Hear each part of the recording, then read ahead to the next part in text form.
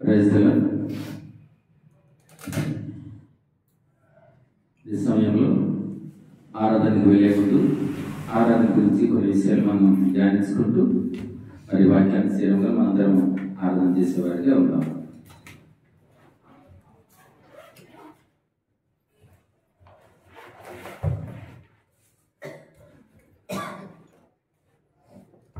మరి వారం అంశం ఈ సంవత్సరంలో ఈ సంవత్సరంలో మనం ఏ విధంగా ఎదుర్కోవాలన్న అంశం పైన మనం కొన్ని విషయాలు మనం చూసుకుందాం.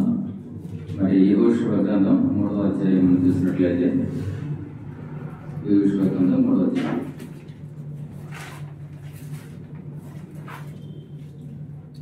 3వ అధ్యాయము 4వ వచనం చివరిగా మాట ఉంటుంది, చూసుకుందాం.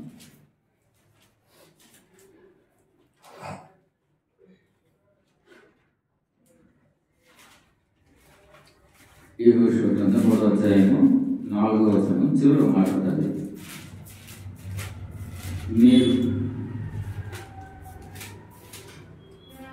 మీరు వెళ్ళు త్రోవ మీరెంత ముందుగా వెళ్ళినది కాదు, మీరు దానిని గుర్తు పెట్టవలెను. ప్రభు సహాయం కొరకు చిన్న ప్రార్థన. ప్రియమైన మంగళ ప్రియ పరలోకపు తండ్రి, మీ ఘనమైన బహుశ్రేష్టమైన నామమును బట్టి స్తుతించి ఆరాధించి ప్రార్థిస్తున్నాను ప్రభా.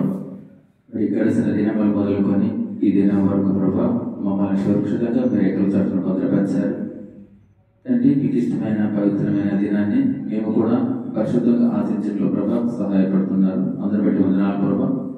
మరి ఈ దినం మేము ఆరాధించే ముందు ఏ రీతిగా ఏ విధంగా ఆరాధించాలో ప్రభా, మరి నూతన సంవత్సరంలో అడుగుపెడుతుండగా ప్రభా మీ యొక్క నూతనమైన కృపను మాకు ఇచ్చి తండ్రి మాకు అవసరమైన మాటలు మాకు అందించి మమ్మల్ని బలపరచమని, యోగ్యమైన రీతిలో ప్రభా మీతో సహవాసం కలిగి బిడ్డలుగా మమ్మల్ని దీవించి ఆస్వాదించమని, మరి ముఖ్యంగా నిలబడిన మీ దాసును కూడా మీరు జ్ఞాపకం చేసుకొని తండ్రి మీ యొక్క పరిశుద్ధాత్మ ప్రేరేపణ బట్టి నడిపించమని మా ప్రభు రక్షకుడు మా కొరకు రానయ్యున్న యేసుక్రీస్తు నామములో వేడుకుంటూ ప్రార్థిస్తున్నాను మా తండ్రి, ఆమేన్.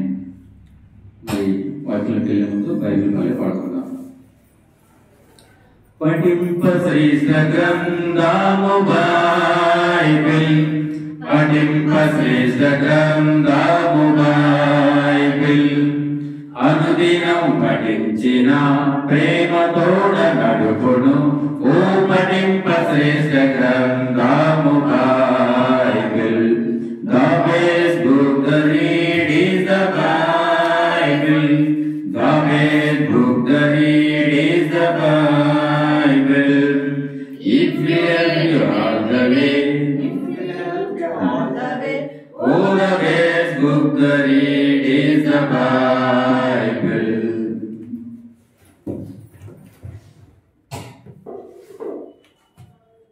యెహోషువ గ్రంథం 3వ అధ్యాయము 4వ వచనంలో చివరిగా ఒక మాట ఉంది, ఒకసారి చూసుకుందాం. యెహోషువ గ్రంథం 3వ అధ్యాయం 4వ వచనంలో, మీరు వెళ్ళు త్రోవ మీరింతకు ముందుగా వెళ్ళినది కాదు, మీరు దానిని గుర్తుపట్టవలెను. అంటే దీని అర్థం ఏంటంటే పాత జీవితమునకు కొత్త జీవితమునకు వ్యత్యాసమును గుర్తిస్తూ తెలియజేస్తున్న మాట అన్నమాట. మీరు ఇంతవరకు వెళ్ళిన త్రోవ, ఇప్పుడు మీరు వెళ్తున్న త్రోవ ఇంతకు ముందు మీరు వెళ్ళేటువంటి త్రోవ మాత్రం కాదు, దీనిని మీరు గుర్తుపట్టాలని దేవుని వాయిపించాల్సి వస్తుంది. ఇంతవరకు అంటే 2024 సంవత్సరం అంతకుముందు మనము దేవునికి ఏ విధంగా ఆయన ఆయాసపరిచామా, ఆయన కనపరిచామా, అది కొంచెం మనం జ్ఞాపకం చేసుకుందాం. అయితే 2025 సంవత్సరంలో ఈ కొత్త సంవత్సరంలో మనం కూడా నూతన జీవం కలిగి నూతన ఉద్దేశంతో నూతన లక్ష్యంతో మరి ఆయన కనపరిచి మరి ఆయనకి ఆ ఇష్టమైన బిడ్డలుగా మనం జీవించాలన్నదే ఆయన యొక్క ఉద్దేశమే ఉంది. ఆ రీతిగానే మరి ఈ 2025 సంవత్సరంలో మరి మనం దీన్ని ఏ విధంగా ఎదుర్కోవాలన్న అంశంపై మాట్లాడుతున్నాను. అని ఏం చేయాలి అసలు ఈ నూతన సంవత్సరం మన జీవితం బోల్డెన్ పెట్టుకున్నాం. ప్రభు వాక్యం కొన్ని మాటలు మన ముందు పెట్టి ఉన్నారు, మనం ధ్యానించుకుంటూ ఆరాధన వెళ్దాం.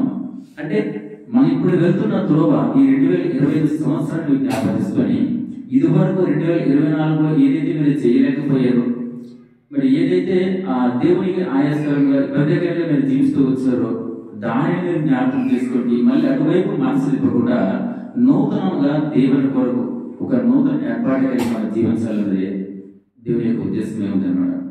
అందునిమిత్తమే ఆ పాత జీవితాన్ని మీరు మళ్ళీ జ్ఞాపకం చేసుకోనగా అటువైపు మనసు తిప్పకుండా నూతనమైన వ్యక్తులుగా మనం జీవించాలనేసి ఆయన వాక్యం చదివిస్తూ ఉంది. అయితే ఈ కొత్త సంవత్సరం మనం ఎలా ఉండాలి?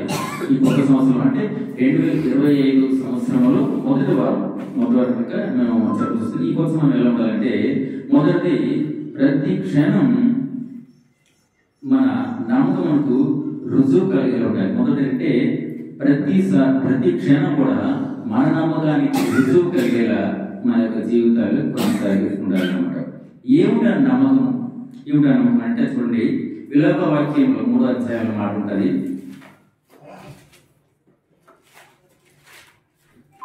విలాప వాక్యంలో 3వ అధ్యాయము 22-23.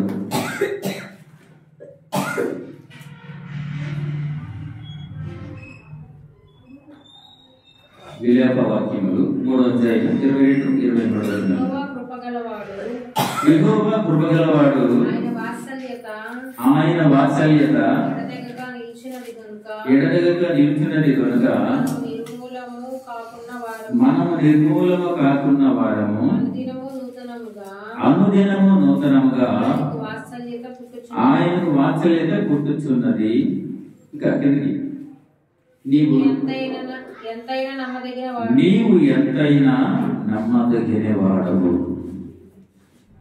యెహోవా కృపగలవాడు, ఆయన వాత్సల్యత ఎడతెగక నిలిచి ఉన్నది.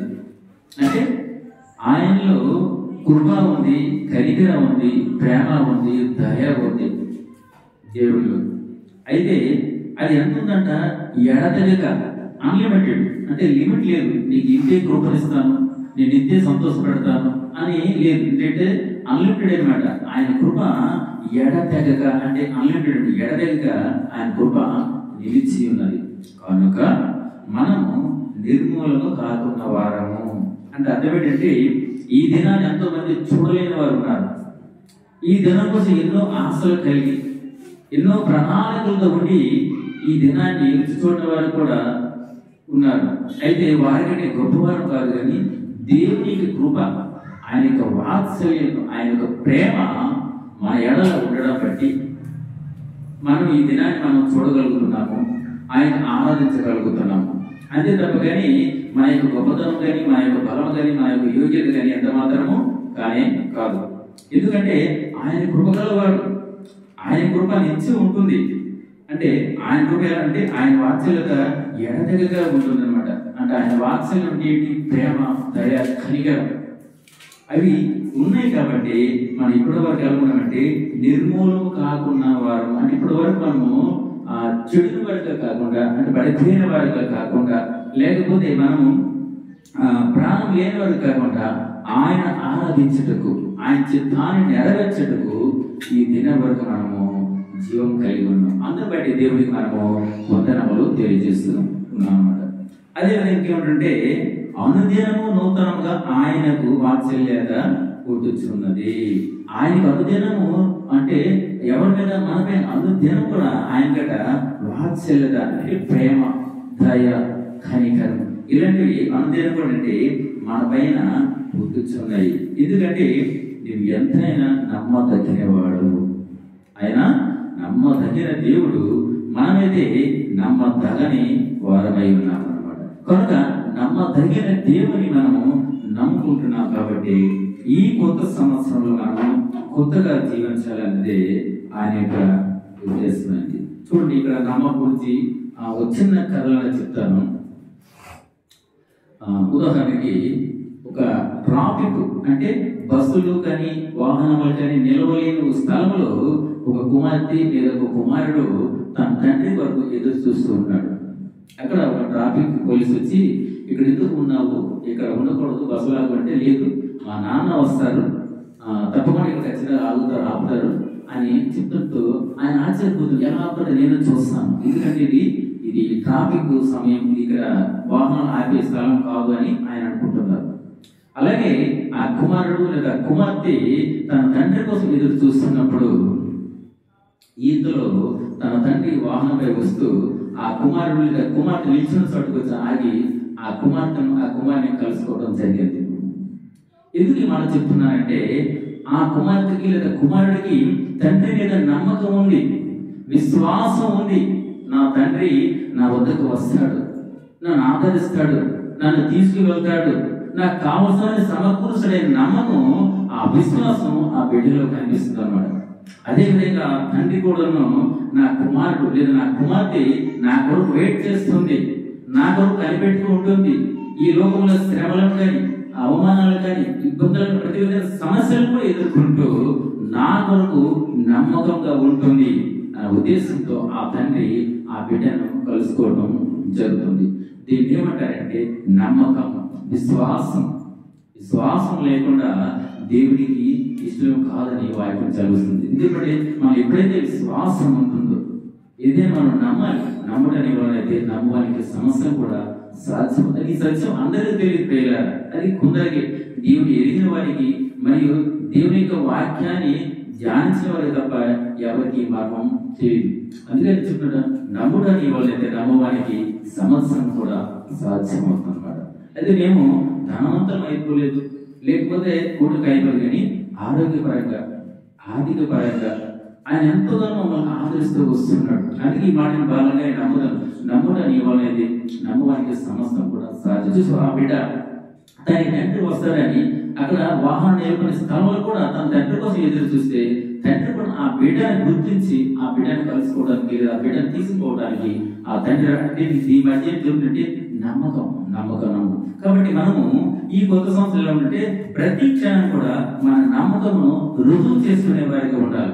ఎందుకంటే దేవుడు నమ్మదగిన వాడు, మనమైతే నమ్మదగిన వారు కనుక మనం ఏం చేయాలంటే ఈ కొత్త సంవత్సరంలో ఈ పాత జీవితంలో అంటే ఈ పాత సంవత్సరం ఏదైతే మనం నమ్మలేని స్థితిలో ఉన్నామో, ఏదైతే నమ్మక ద్రోహం కలిగించామో, ఏదైతే దేవుడికి ఇష్టం లేని పనులు చేసి ఆయనకు ఆయాస్కరంగా జీవిస్తూ వచ్చామో అటువంటి విషయాలను మనం విడిచిపెట్టి మనం ఎలా ఉండాలంటే దేవుని పట్ల మరియు మనుషుల పట్ల మనము నమ్మకమైన వారిగా ఉండాలి. చూడండి, ఈ నమ్మకం గురించి మన బైబిల్ గ్రంథంలో ఇద్దరి గురించి మనం చూసుకున్నట్లయితే మొదటిది యేసుక్రీస్తు ప్రభు గురించి ఉంటుంది, రెండోది సమయం గురించి ఉంటారు. ఒకసారి మనం యేసుక్రీస్తు ప్రభు చూసుకున్నట్లయితే చూడండి, లూకా సువార్త 2వ అధ్యాయము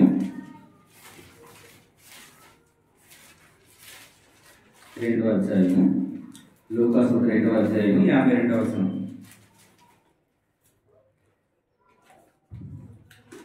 అంటే నమ్మకం 52వ అధ్యాయము 52వ వచనం. యేసు జ్ఞానమందును వయస్సునందును దేవుని దయందును మనుషుల దయందును వర్ధిల్లించుంటాడు. మాట ఏదో చూపించానంటే యేసుక్రీస్తు ప్రభువారు జ్ఞానమందును వయస్సునందును దేవుని దయందును మనుషుల దయందును ఎలా ఉంటే ఆయన దినదినము వర్ధిల్లిస్తూ వచ్చాడు దేవుడు. మనం కూడా దేవుని దయతో పాటు మనుషుల దయం కూడా మనము పొందుకున్న వారిగా ఉండాలి. అంటే నమ్మకం కలిగిన వారిగా ఉండాలి. ఆ నమ్మకం ఎక్కడ వస్తుంది? నమ్మకం వస్తుంది? ఎవరి మాట అయితే మనం వింటామో, ఎవరిని బాధ పెట్టకుండా వారికి అనుకూలంగా ఉండి మనకు సహాయపడుతూ ఉంటామో, లేదా ఇచ్చిన మాటకి కట్టుబడి ఉంటామో, ఇటువంటి సమస్యలునైనా అది నమ్మకం అన్నమాట. కానీ ఎలా ఉండాలా? మన ప్రజల పట్ల నమ్మకంగా ఉండాలి, మనుషుల పట్ల నమ్మకం ఉండాలి, దేవుని పట్ల కూడా నమ్మకం. ఆ విధంగా యేసుక్రీస్తు ప్రభు జీవితం కూడా కొనసాగిస్తూ వచ్చారు. అదే విధంగా మనం సమయాలుగా చూసుకున్నట్లయితే ఆ మొదటి సమయ గ్రంథం 2వ అధ్యాయంలో కూడా ఆ సమయం కూడా దేవుని పట్ల ఏ విధంగా కూడా చూడండి.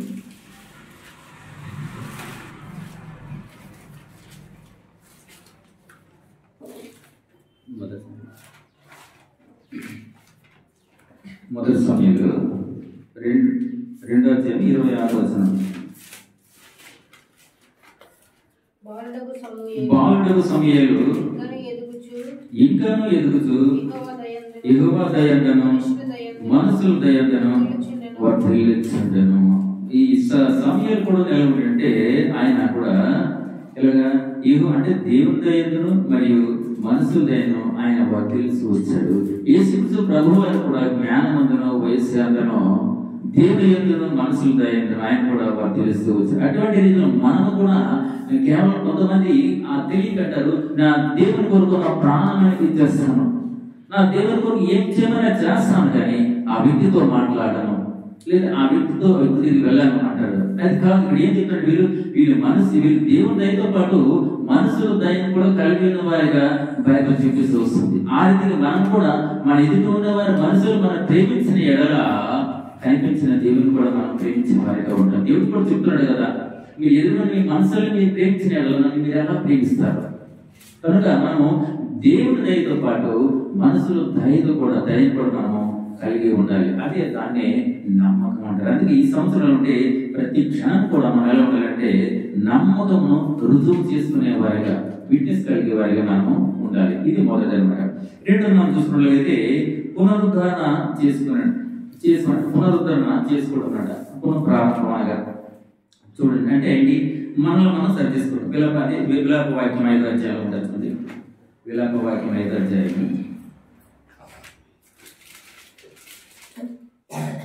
5వ అధ్యాయము చివరి 21వ వచనం చివరి మాట,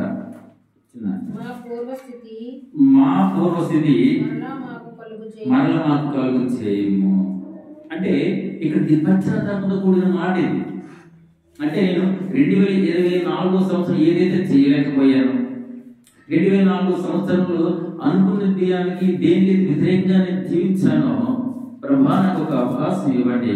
మళ్ళీ నేను ఏదైతే మర్చిపోయానో, ఏదైతే చేయలేకపోయానో, ఏదైతే చేతకాంతంగా ఉండిపోయానో, ప్రభా దాన్ని నేను సరి చేసుకుంటాను, నా జీవితాన్ని మార్చుకుంటాను అనే దేవునితో మనం పశ్చాత్తపడే మాట అడిగి, మా పూర్వస్థితి మరలా మాకు కలుగు చేయము.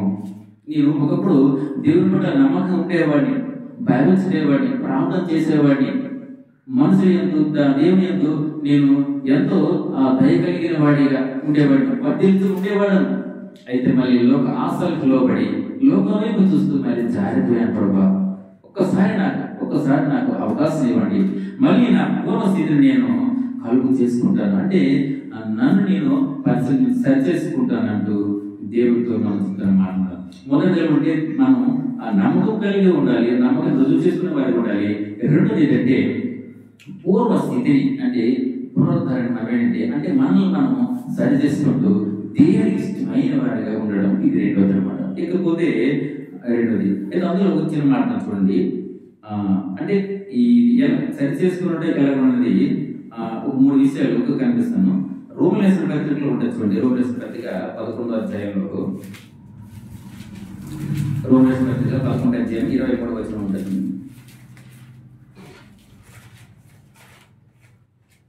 పునరుద్ధరణ ఈ విధంగా చేసుకోవాలంటే 11వ అధ్యాయము 23వ వచనం. నేను మీకు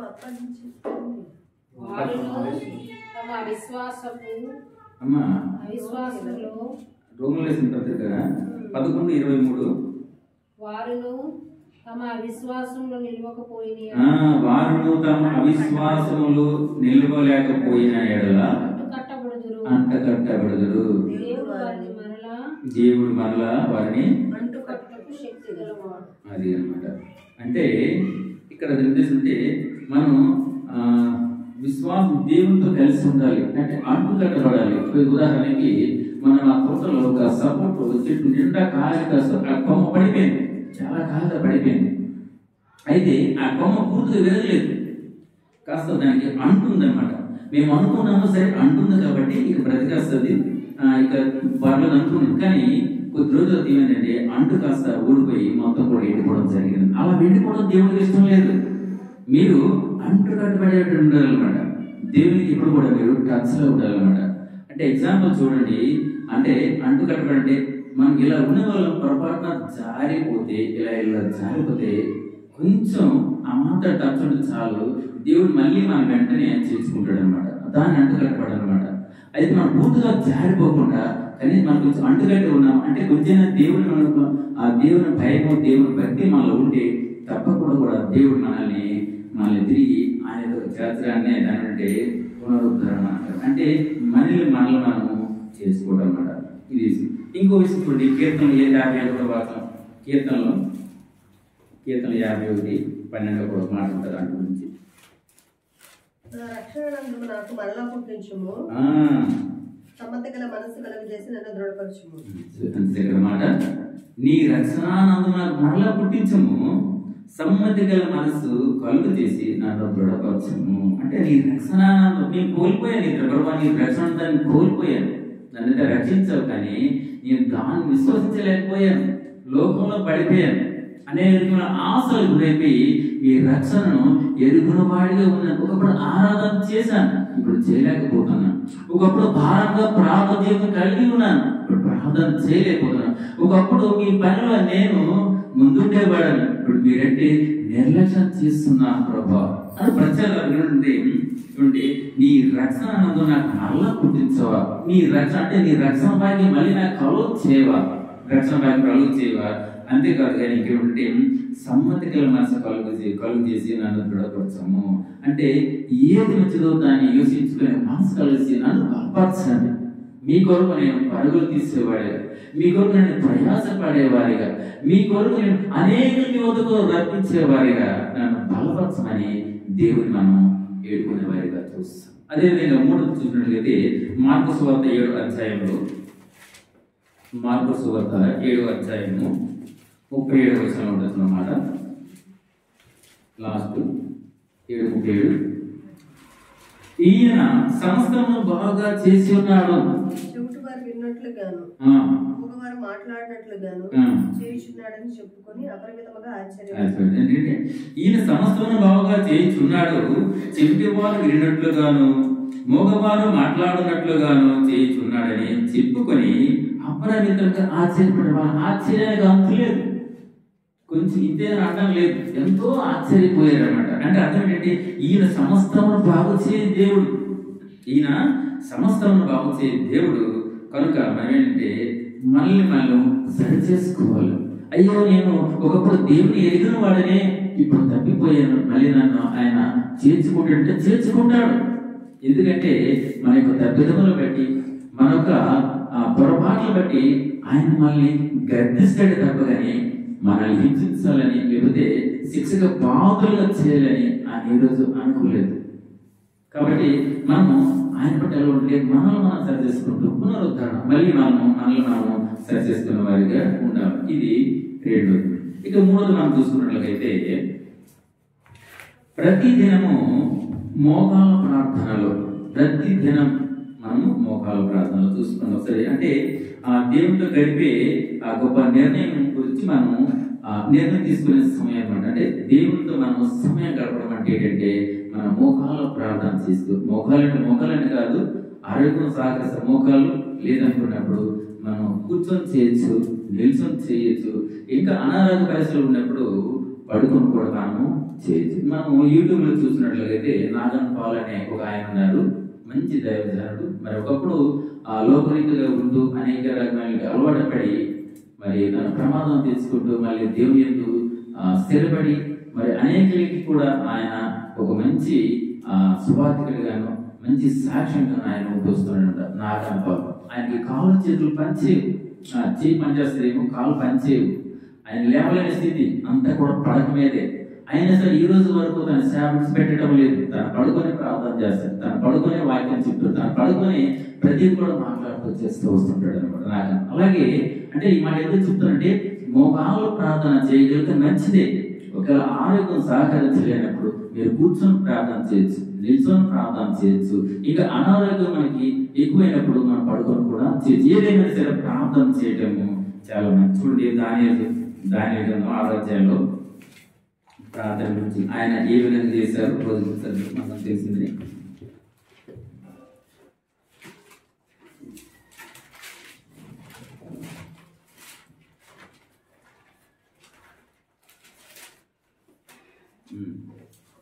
చూడము 6వ అధ్యాయము 10వ వచనం. ఇట్టి శాసనము సంతకం చేయబడినని దానియేలు తెలుసుకుని నన్ను అతడు తన ఇంటికి వెళ్ళి యథాప్రకారంగా అనుదినము ముమ్మారు మోకాళ్ళని తన ఇంటి పైకెత్తి కిటికీలు యెరూషలేము కట్టడకు తెరబడి ఉండగా తన దేవునికి ప్రార్థన చేస్తూ ఆయన స్తుతిస్తూ వచ్చాను. చూడండి, యథా ప్రకారము అంటే అలవాటు ప్రకారము, క్రమం అన్నమాట. క్రమం అంటే అదే యథా ప్రకారం అంటే క్రమం, అలవాటు ప్రకారం అంటే ఏం చేస్తారంటే అనుదినము ప్రతిరోజు ఆయన ప్రతిరోజు కూడా చూడండి రోజుకు 3 సార్లు మోకాళ్ళ ప్రార్థన చేసేవాడు. అయితే ఆయన 3 సార్లు చేశారు, మనం 3 సార్లు చేస్తామంటావా? కానీ దేవుడు మనకి ఇచ్చిన బలమాన్ని బట్టి, ఆరోగ్యాన్ని బట్టి, దేవుడు మనకు కలిగించిన ఐశ్వర్యాన్ని బట్టి, దేవుడు మనకి ఇచ్చిన విలువైన సమయం బట్టి, ఆ దేవుడు మనకు కలిగించిన ఆ కృపను బట్టి, ఆయన యొక్క వాత్సల్యాన్ని బట్టి అంటే నిత్యము మనం ప్రార్థన చేసేవారిగా ఉండాలి. అక్కడ దాని 3 సార్లు చేశారు, 3 సార్లు కాదు, ఎందుకంటే నిత్యం కూడా మనం ప్రార్థన చేస్తూ ఉండాలి. ఈ కొత్త సంవత్సరంలో ప్రభావం ఎప్పుడు ఇది వరకు ప్రార్థన చేయలేని వాడిగా ఉన్నాను, ప్రార్థన విడిచిపెట్టే వాడిగా ఉన్నాను. ఇక వెంటనే ప్రభా నేను నిత్యం కూడా ప్రార్థన చేస్తాను ప్రభా అనేది ఒక తీర్మానం కలిగి ఈ కొత్త సంవత్సరంలో మనము ఉండాలనేసి దేవుని యొక్క ఉద్దేశం ఏంటంటే, అంటే మొదటి ఏమనుకోవాలి, మొదటి ఈ కొత్త సంవత్సరంలో మనము నమ్మకమైన వారిగా ఉండాలి. రెండోది ఏంటంటే మనల్ని మనం సరి చేసుకోవడం, పునరుద్ధరణ అంటే మనల్ని మనం సరి చేసుకునే వారిగా ఉండాలి. మూడోది ఏమేంటంటే ప్రతి దినం కూడా మనము ప్రార్థనలో ఉండాలి అన్నమాట. ప్రార్థన, ప్రతి దానికి ప్రార్థన. కొంతమంది భక్తులు మనం చూసినట్లయితే చెప్తుంటారు అనమాట, అసలు మీ రహస్య జీవితం అని అంటే ఆయన అంటారు ప్రార్థన ప్రార్థన ప్రార్థన అంటాము. అయితే ప్రార్థన అంటూ మనం మూర్ఖంగా వెళ్ళమని చెప్పలేదు. మనం ప్రార్థనలో ఉంటూ మన యొక్క జ్ఞానం, దేవుడి జ్ఞానం బట్టి మనం ప్రయాసపడే వారిగా కూడా మనం ఉండాలన్నమాట. అంటే ఉండాలి. చాలా మంది ఆ ప్రార్థన అంటూ మూర్ఖంగా తన జీవితాన్ని గడుపుతుంటారు. మన యొక్క ఏదైతే మన ఆలోచన ఉందో, ఏదైతే మన ముందు ఈ విషయాన్ని దేవుడి ముందు పెడుతూ మనం ప్రయత్నం చేస్తూ మనం నిత్యం కూడా ప్రార్థనలో మనం గడిపే వారిగా ఉండాలి. ఇది కొత్త సంవత్సరంలో మనము తీసుకోవలసిన గొప్ప నిర్ణయం ఏంటంటే ఇది మూడు. ఇక చివరిగా చూసుకున్నట్లయితే దేవుని కృపని కలిగి ఉండేలా, దేవుని కృపని విడిచిపెట్టడం కలిగి ఉండేలాగా చూసుకుందాం. లోకా సువార్త 13వ అధ్యాయము, లోకా 13వ అధ్యాయము 8వ వచనం. లోకా సువార్త 13వ అధ్యాయం 8వ వచనం. అయితే వాడు అయ్యా నేను దాని చుట్టూ త్రవ్వి వేరు వేయి మట్టుకు ఈ సంవత్సరం కూడా ఉండని, అది ఫలించినా సరే లేని ఎడల నరికించి వేయమని అతనితో చెప్పాను. ఇది ఉపమానరీతిగా దేవుడు యేసుక్రీస్తు ప్రవక్త మాటలు ఏంటంటే, ఒక రైతు తన ద్రాక్ష తోటను వేశాడు. అందులో ఆ తోట మధ్య ఒక చెట్టు పూర్తిగా ఆ ఫలం ఇవ్వని చెట్టుగా కనిపిస్తున్నప్పుడు ఆ యజమాని ఏమిటంటే ఆ చెట్టు భూమికి భారంగా ఉంది, ఆ చెట్టు నరికేంటి అని చెప్తున్నప్పుడు ఆ తోటలో పనిచేస్తున్న ఒక తోటమాలి ఆ యజమానితో చెప్తున్న మాటలు అనమాట. ఏంటి అని చెప్తున్నాడంటే, యజమాని చెప్తున్నాడు, అయ్యా నేను దాని చుట్టూ త్రవ్వి ఎరువు వేయబట్టు ఈ సంవత్సరం కూడా ఉండనేమో, అది అంటే ఈ ఒక్కసారి నాకు ఛాన్స్ ఉంటాయా, నేను ఆ చెట్టుకి కావాల్సినవన్నీ కూడా ఏర్పాట్లు చేస్తాను, దానికి ఎరువులు ఇస్తాను, ఆ గోధుమతో ఎరువులు ఇస్తాను, దానికి నీరు ఇస్తాను, దానికి కావాల్సిన సౌకర్యం నేను చేస్తాను. అప్పటికీ అది పండకపోతే అప్పుడు దానిని నరికివేసేద్దాం, అంటే పరిస్థితి నరికివేద్దామని ఆయన చెప్తున్న మాటలు అన్నమాట. దీన్ని మీరు ఏ విధంగా మారుస్తున్నారో కానీ అక్కడ ఆ యజమాని అనేవాడు దేవుడు. ఆ తోటమాలి అనే వ్యక్తి ఎవరంటే యేసుక్రీస్తు ప్రభువు వారు. మరి ఫలించిన చెట్టుగా ఉంటున్న ఎవరయ్యానంటే అది మనమే. ఇన్ని సంవత్సరాల వాక్యం వింటున్నా, ఇన్ని సంవత్సరాలు దేవుని పనిలో ఉంటున్నా, ఇన్ని సంవత్సరాలు ప్రార్థన చేస్తున్నా, ఆరాధన చేస్తున్నా, మనలో మారు మనసు రక్షణ అనుభవం లేనప్పుడు మనము వ్యర్థమే. అందుకని కదా మీరు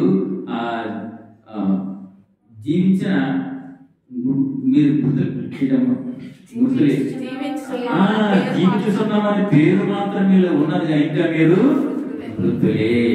అంటే మనం అంటే నామకాల క్రైస్తవులు, మనము పేరు క్రైస్తవులమే, కానీ ఆయన లక్షణాలు, ఆయన యొక్క స్వభావం అయితే మనలోనూ లేనట్లుగా జరుగుతున్నది జరుగుతుంది. కనుక మనం ఇన్ని సంవత్సరాలు మనం మందిరానికి వస్తూ దేవుని వాక్యం చదువుతూ దేవుని కొరకు జీవించాలన్న ఆశను మనం వదులుకున్న వారిగా, అంటే ఫలించిన వారిగా మనం ఉంటే అది దేవునికి ఎంతో బాధకరమైనది, దుఃఖకరమైనది. అందుకే దేవుడు మన కొరకు నిరంతరం మనం నాశనం అయిపోకూడదని, మనకి శ్రమ రాకూడదు, దేవుడు నిరంతరం కూడా తండ్రి కృపాసనం కూర్చుంటూ మన కొరకు విజ్ఞాపన ప్రార్థన చేసేవాడిగా ఉంటుంది అనమాట. కనుక ఈ కొత్త సంవత్సరంలో మనం తీర్మానం ఏంటంటే, మొదట నా యొక్క నమ్మకాన్ని నేను రుజువు చేసుకుంటాను, రెండోది నన్ను నేను సరి చేసుకుంటాను, మూడోది ప్రార్థన, ప్రతి దినం కూడా నేను ప్రార్థనలో నేను దేవునితో సహవాసం కలిగి ఉంటాను. చివరిగా దేవుని కొరకు, అంటే దేవుని యొక్క ప్రతిఫలాలు అందుకునేవాడిగా, దేవుని యొక్క కృపను చదువుకునేవాడిగా, దేవుని ఆయాసపడ్డ పెట్టకుండా ఆయనను సంతోషపెట్టేవాడి కుమారుడిగా నేను జీవిస్తాను, లేదా కుమారుడుగా నేను జీవిస్తాను ఒక తీర్మానం కలిగి. ఇది కొత్త సంవత్సరంలో దేవుడు కోరుకున్న ఈ 4 అంశాలు అన్నమాట. దయచేసి మీరు ఆరాధన చేసే ముందు ఈ పై 4 విషయాలు మీరు జ్ఞాపకం చేసుకోవాలి. ఏంటంటే, మొదటి మన నమ్మకత్వాన్ని రుజువు చేసుకోవాలి, రెండోది మనల్ని మనం సరి చేసుకోవాలి, మూడోది ప్రతి దినం కూడా ఆయనతో మనము సహవాసం అనగా ప్రార్థనలో ఉండాలి, నాలుగోది ఏంటంటే దేవుని యొక్క కృప కొరకు మనం ప్రయాసపడుతూ ముందుకు సాగిపోతూ ఉండాలన్నమాట. ఈ 4 విషయాలు మనం జ్ఞాపకం చేసుకుంటూ మనం ఆరాధన చేద్దాం. దేవుడు ఈ పరిశుద్ధ వాక్యాన్ని దీవించును గాక.